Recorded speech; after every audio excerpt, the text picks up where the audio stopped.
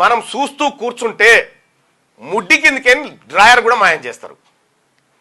ఈ రకంగా అన్యాయంగా ఇక్కడ ఇంకా గమ్మత్ ఏంటంటే 89 ర్యాంక్ వచ్చినటువంటి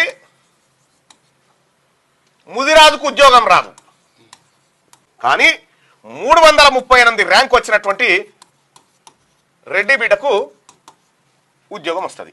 ఇక ముదిరాజులు, మున్నూరు కాపులు, యాదవులు, ఈ తెలంగాణలో ఉన్న బీసీ సబ్బండ కులాలు ఆలోచించుకోరు ఇక మీరు ఏం జరుగుతా ఉందో. ఒక్క గవర్నమెంట్ జాబ్ కాదు కదా, ఇక్కడ బీసీ 89 వచ్చిన బీసీకేమో రాదు, 338 వచ్చిన ఈడబ్ల్యూఎస్ కోటాలో రెడ్డి పేదోళ్ళ.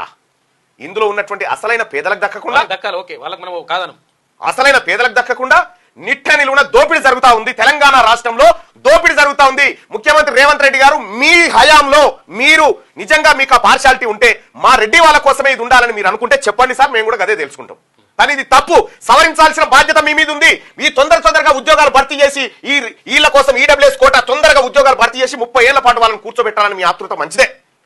మా బిడ్డల నోట్లో మన్ను కొట్టి వాళ్ళకి పెడతా ఉన్నారు. వద్దా బీసీల ఓట్లు వద్దా, ఎస్సీ ఎస్టీల ఓట్లు వద్దా, ఎస్సీ ఎస్టీ బీసీల ఓట్లు మాకు వద్దని చెప్పదలుచుకున్నారా? ఇప్పుడు మీరు అన్ని వర్గాలకు ముఖ్యమంత్రిగా ఉండాలి. మీకు 2 సార్లు రిప్రజెంటేషన్ ఇచ్చిన, నా రిప్రజెంటేషన్ లో కూడా తప్పు లేదు. స్వయంగా మీకే కలిసి ఇచ్చిన ఈ కోటా ఫిక్స్ చేయండి అంటే మీరు పరిశీలించండి అని చెప్పారు. పరిశీలనకే పోయిందటే.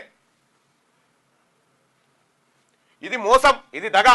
ముఖ్యమంత్రి గారు, నేను ఓపెన్ గా చెప్తా ఉన్నా, మీ కనుసన్నల్లో జరిగితే మీరు చెప్పండి, మేము ఇట్లా చేయదలుచుకున్నట్టు చెప్పండి.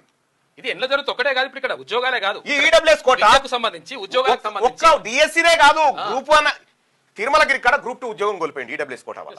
ఎవరు? బీసీ ఆయన. ఎంబీబీఎస్